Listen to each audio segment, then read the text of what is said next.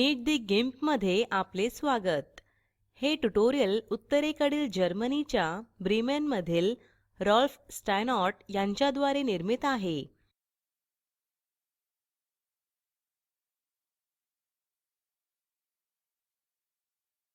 आज मी काहीतरी नवीन दाखवेन. येथे जोसेफद्वारे नवीन व्हिडिओ आहे आणि आज मी तुम्हाला स्केच परिणाम वापरून एक इमेज तयार करणे दाखवू. आज मी तुम्हाला GIMP 2.4 वापरून स्केच परिणाम तयार करणे दाखवेन. स्केच परिणाम दाखविण्यासाठी मी लेयर सहित कार्य करणार आहे. पुढे मी हे करणार आहे की मी या लेयरचे नाव बदलणार आहे, म्हणजे मला कल्पना मिळेल की मी कोणत्या लेयरवर कार्य करत आहे. सर्वात वरील लेयर निवडा आणि नंतर फिल्टर्स, ब्लर, गॉसियन ब्लर वर जा.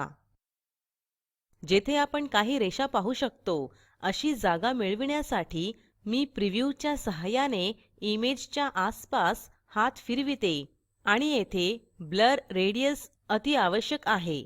मी तुम्हाला दाखविण्यासाठी 2 प्रिव्ह्यू तयार केले आहेत आणि फरक तुम्हाला 30 ब्लर रेडियस आणि 5 ब्लर रेडियस वापरून मिळेल. या इमेज साठी मी ब्लर रेडियस 15 ठेवते आणि ओके वर क्लिक करते.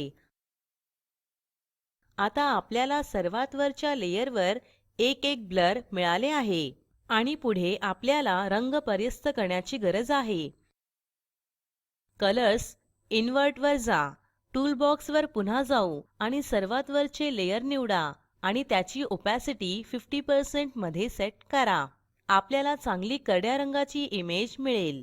आता आपण वरच्या लेयरवर राईट क्लिक करून या 2 लेयर्स एकत्रित मर्ज करू आणि मर्ज विजिबल लेयर निवडा आणि मर्ज वर क्लिक करा.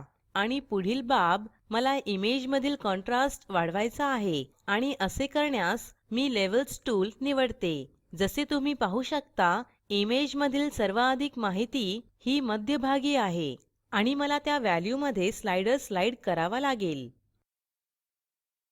आता मी मधील स्लाइडर डाव्या बाजूस स्लाइड करते, म्हणजे मला इमेज थोडी पांढरी मिळेल.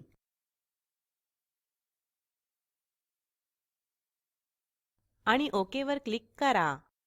आणि आता तुम्ही पाहू शकता की रेष आता बाहेर येत आहे, परंतु आपल्याला आता ही इमेज मध्ये काही रंग मिळाले आहेत.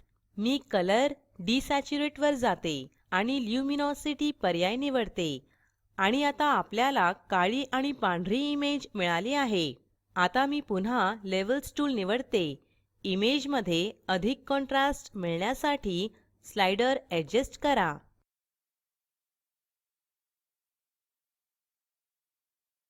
स्लाइडरला अशा प्रकारे ऍडजस्ट करा की तुम्हाला इमेज मध्ये एक चांगले कॉन्ट्रास्ट मिळेल. हे चांगले आहे. आता आपल्याला चांगल्या स्केच परिणामासहित एक चांगली इमेज मिळाली आहे. आपणास या इमेजची काठ बनविण्यास हवी. मी नवीन लेयर बनविते, त्यास व्हाईट नाव देते. लेयर फिल टाइप मध्ये व्हाईट निवडा आणि तात्पुरती मी ओपॅसिटीची व्हॅल्यू कमी करते, म्हणजे आपण इमेजच्या मधून पाहू शकतो.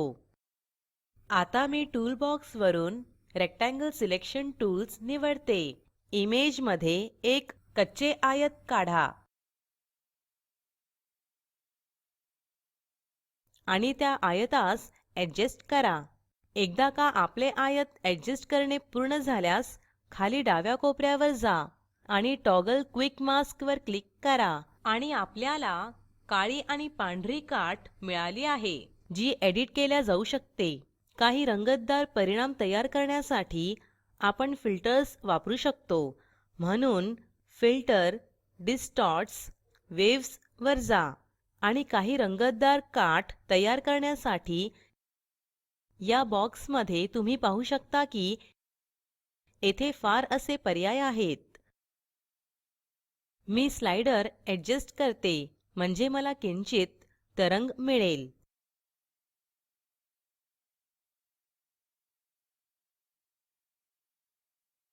ते चांगले दिसत आहे. आता मला काही ब्लर जोडायचे आहे. फिल्टर्स वर जा, परंतु मला काही वेगळे परिणाम वापरावे लागतील. मी नॉइज वर जाते आणि स्प्रेड निवडते आणि मी हॉरिझॉन्टल 22 मध्ये सेट करते.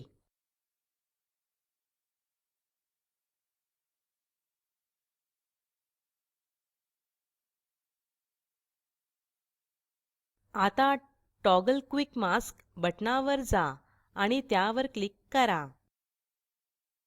आणि तुम्ही येथे पाहू शकता की येथे एक मार्जिन क्षेत्र आहे. याचा अर्थ आपल्यास एक निवड मिळाली आहे. मी त्या लेयरसाठी ऍड अ लेयर मास्क वर जाते आणि with white for full opacity वर क्लिक करून ते भरते. तेथे इमेज मध्ये एक निवड आहे. आपण काळा रंग त्या निवडमधून ड्रॅग करू शकतो आणि आपले क्षेत्र पूर्णपणे पारदर्शक करू शकतो. मी सिलेक्ट नन वर जाते. आपण मागे त्या लेयरवर जाऊ जी आपण तात्पुरती पारदर्शक सेट केली होती आणि आपण ओपॅसिटी 100% पर्यंत वाढवू. नंतर जर तुम्हाला तुमच्या काठाचा रंग बदलायचा असेल तर तुम्हाला असे करावे लागेल की कलर डायलॉग वर जा, रंग निवडा आणि त्या लेयरमध्ये ड्रॅग करा. तुम्हाला विविध कलर लेयर मिळतील. तो स्केच परिणाम चांगला होता आणि या व्हिडिओकरिता जोसेफला धन्यवाद. आता पाहू की तेथे काय झाले आहे. मी येथे एक इमेज तयार केली आहे आणि माझ्याकडे येथे काळे ते पांढऱ्यावरून एक करडे ग्रेडियंट आहे आणि एक क्षेत्र पांढरे आणि काळेने भरले आहे. मी अगोदरच लेयर द्विगुणित केले आहेत, जी पहिली पायरी आहे. आता मला ही इमेज पर्यस्त करायची आहे. कलर्स इन्व्हर्ट वर जा. तुम्ही पाहू शकता इमेज आता तंतोतंत विरुद्ध आहे आणि मी ओपॅसिटी 50% पर्यंत कमी करते आणि संपूर्ण इमेज करडी आहे कारण अर्धे काळे अधिक अर्धे पांढरे हे करडे देतात आणि येथे अर्धे पांढरे अधिक अर्धे काळे ही करडे देतात. पुढील पायरी आहे या लेयरला ब्लर करणे.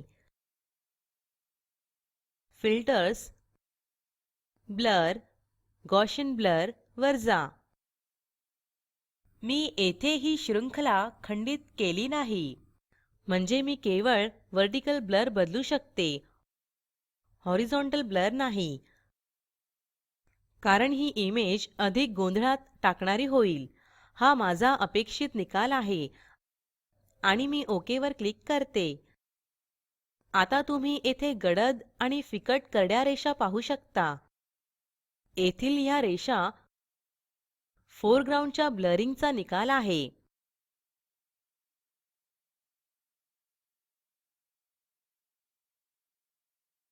जेव्हा मी येथे झूम करून ओपॅसिटी वाढविते तर तुम्ही पाहता की येथे काळे पांढरे आणि त्यामध्ये एक ग्रेडियंट आहे. दुसऱ्या लेयरवर आपल्याकडे पांढरे आणि काळे आहे आणि आता हे तंतोतंत विरुद्ध नाही. ओपॅसिटी कमी करा आणि आता तुम्ही पाहू शकता की पहिली बाजू गडद करडी आहे आणि दुसरी बाजू हे मध्यम करडी आहे. येथे मध्यम करडे आहे आणि येथेही. परंतु प्रथम आपण डोळ्यांची युक्ती पाहू. येथे हे यापेक्षा नक्कीच गडद आहे. मी कलर पिकर निवडते. आपण पाहू शकतो की येथे हे रेड, ग्रीन आणि ब्लू साठी 128, 128, 128 आहे आणि हे मध्यम करडे आहे आणि येथे हे 127 127 127 ही 50% करडे आहे. येथे लहान छटा आहे ज्याचा रंग मुळातच समान आहे आणि आपल्याकडे या बाजूवर 127 आहे आणि या बाजूवर 128 आहे. जर आपण 225 ला 2 ने भागू तर आपल्यास एकतर 127 किंवा 128 मिळेल. जर तुमच्याकडे प्लॉटिंग पॉइंट नसेल तर. आता मला हे लेयर्स मर्ज करावे लागतील. आपण लेयर मर्ज डाउन वर जाऊ.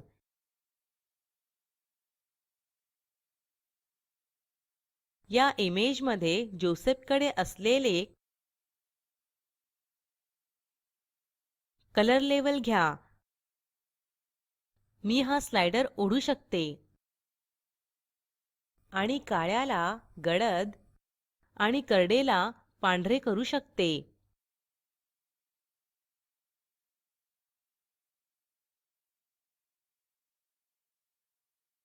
तुम्ही व्हेरिएबल जाडपणाची एक रेषा पाहू शकता आणि जर हा स्लाइडर डाव्या बाजूला ओढला तर रेष अधिक चांगली होत जाते. चला संपूर्ण इमेज पाहू. Shift Ctrl E आणि तुम्ही पाहता की येथे माझ्याकडे अगोदर असलेल्या ग्रेडियंट आणि कलर फिल्सच्या ऐवजी रेषा आहेत. आशा करते की तुम्हाला हे समजले असावे आणि तुम्ही हे करण्याचा प्रयत्नही करू शकता. काही इमेजेस या परिणामाने फारच चांगले दिसतात आणि जोसेफची इमेज फार मजेदार होती. मला ती आवडली. या आठवड्यात मी मीट द गिम्प चा नवीन खंड सुरू केला आहे. जर तुम्ही उजव्या बाजूवर खाली येथे होम पेजवर जाल तर तुम्हाला 23hq.com जवळ फोटो ग्रुप वर जाण्याचा मार्ग मिळेल आणि येथे तुमचे फार असे इमेजेस आहे जे मी दाखविते आणि आठवडे दर आठवडे मी त्यापैकी एक घेईल आणि त्याबद्दल काहीतरी सांगेन आणि आज मी ही येथे घेते. हे फायरवर्क्स वर मेंझेलमॅन द्वारे तयार केले आहे आणि ते इमेज मधील पांढरे संतुलन आणि रंगासंबंधित कमेंटसाठी विचारत आहे आणि हे चांगले वाटत आहे. मी कमेंट केली होती परंतु ते केवळ जर्मन मध्ये होती. ठीक आहे, चला ते पाहू. ही त्याची इमेज असून वेबसाईट वरून घेतली आहे आणि येथे टूल बॉक्स वर ड्रॉप केली आहे आणि नंतर गिम्प वेब वरून इमेजेस उघडते. आकाश आणखीन थोडे गडद हवे. येथे खाली असलेली इमारत उत्तम आहे. त्यास इमेज मध्ये असायला हवे परंतु येथे असलेले आकाश काळे असायला हवे. यासारखे खरोखर काळे नाही. कदाचित या धुसर आभाळापैकी काही येथे हे सेव्ह केल्या जाऊ शकते. मी कर्व्हज टूल निवडते आणि चला पाहू की आपण काय करू शकतो.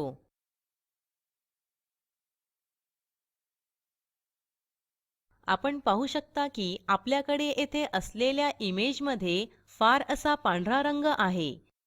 या इमेज मधील अनावरण खूप चांगले आहे आणि आयताचित्रात व्हॅल्यूज चांगल्या प्रकारे वितरित केले आहे. आपल्याकडे येथे काळा आहे. तुम्ही पाहता हा खरोखर काळा नाही. आपण यास येथे किंचित गडद बनवू शकतो.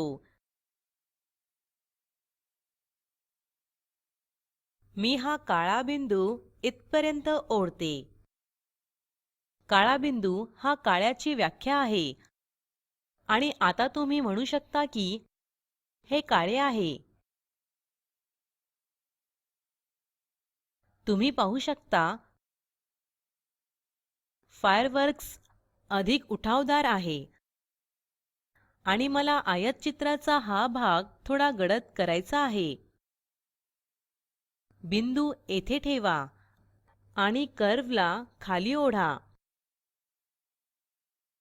मला येथे बिल्डिंगसाठी किंचितशी जागा सोडावी लागेल. बिल्डिंगचा हा भाग महत्त्वाचा आहे.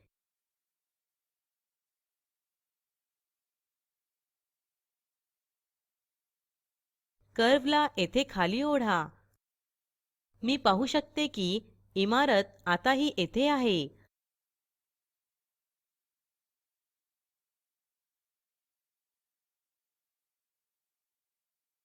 आता हे क्षेत्र गडद आहे आणि हे पांढरे.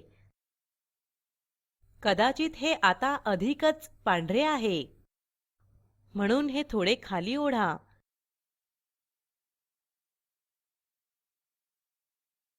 चला काही वेगळे करण्याचा प्रयत्न करू. हे कार्य करत नाही. बिंदूला केवळ बाहेर ओढा. मी या अगोदर हे कधीच केले नाही, म्हणून हे थोडे प्रायोगिक असेल. असे वाटते हे कार्य करत आहे. पहिल्यांदा जेव्हा मी इमेज पाहिली तर ती वॉर्मर वाटत होती, परंतु आता रंग शोभून दिसत आहेत. या इमेजसाठी एवढेच.